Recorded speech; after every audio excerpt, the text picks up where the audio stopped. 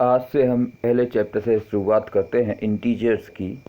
हालांकि आप ये सभी पढ़ चुके होंगे, लेकिन फिर भी एक बार फिर से शुरुआत करते हैं इंटीजर्स की, जो बच्चे अटेंडिंग कर पाए थे उनके लिए।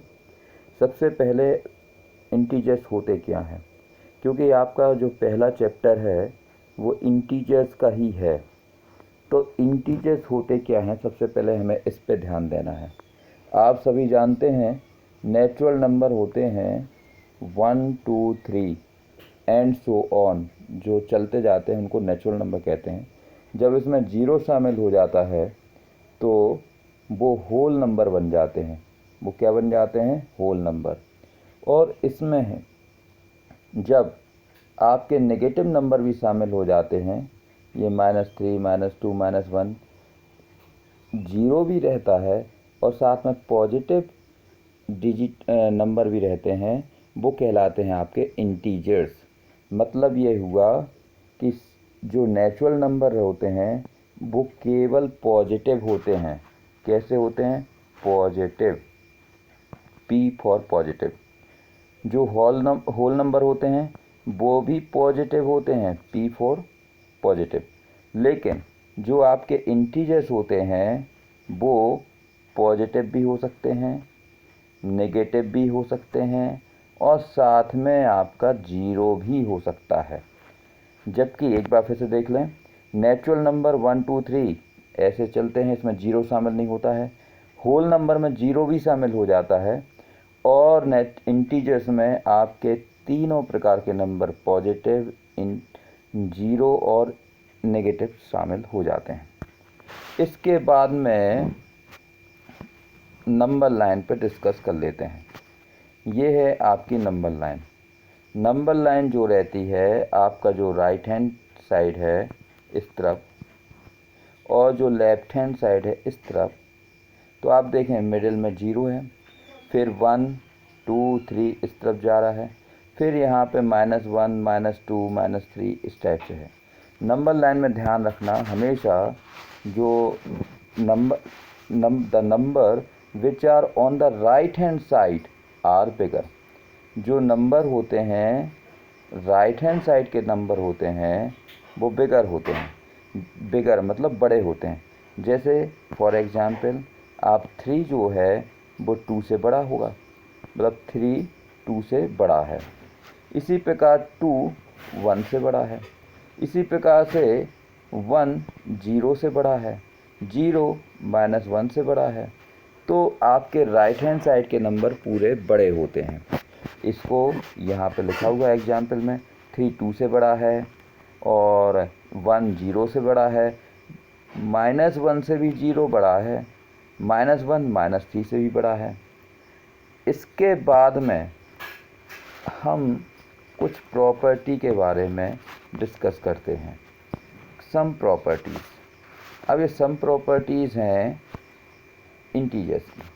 पहले बात करते हैं कि integers are closed for addition and subtraction. Addition और सब्ट्रैक्शन पे ध्यान दें।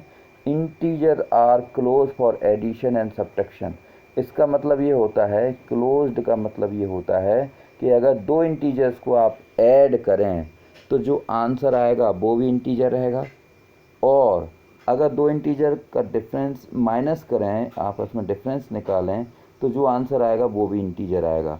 इसलिए इसको बोलते हैं क्लोज्ड। जैसे कि 2 + 3, 2 इंटीजर है, 3 भी इंटीजर है, और 2 भी इंटीजर है, 3 भी इंटीजर है और 5 भी इंटीजर है। जोड़ने पे आंसर 5 इज आल्सो इंटीजर। इसी प्रकार से यहाँ 5 2 और 3 लिखा गया है। 5 और 2 का डिफरेंस 3 है, तो 3 भी इंटीजर्स है। तो आप इस प्रॉपर्टी को ध्यान रखना, integers are closed for addition and subtraction. इसके बाद में यहाँ पे ये है addition is commutative. Second property है एडिशन इज कम्यूटेटिव। कम्यूटेटिव, इस पे ध्यान रखना। कम्यूटेटिव, कम्यूटेटिव का मतलब ये होता है, आप एग्जाम्पल से समझें कि यदि दो नंबर दिए गए हैं ए और बी दो इंटीजर्स हैं, तो पहले अगर ए प्लस बी को जोड़ दिया जाए तो जो आंसर आएगा वही आंसर बी प्लस ए को जोड़ने पे आएगा। मतलब ये और ये फॉर ऑल इंटीजर्स के लिए होता है। एग्जाम्पल से समझें इसको। जैसे यहाँ पे 2 को पहले जोड़ा फिर 3 को जोड़ा तो आंसर आया 5। और यदि हम 3 को पहले जोड़ दें और 2 को बाद में जोड़ दें तब भी आंसर क्या आ रहा है 5। यहाँ पे ये कहलाती है प्रॉपर्टी कम्यूटेटिव। एक एग्जाम्पल हो 5 + 3 8 होता है या 3 + 5 भी 8 होता है, तो ये प्रॉपर्टी कहलाती है कम्यूटेटिव। इसके बाद में addition is associative also. Commutative की बात हो रही थी तो 2 इंटीजर्स थे, अब जब एसोसिएटिव की बात हो रही है तो यहाँ पे 3 आ जाते हैं, ए बी सी।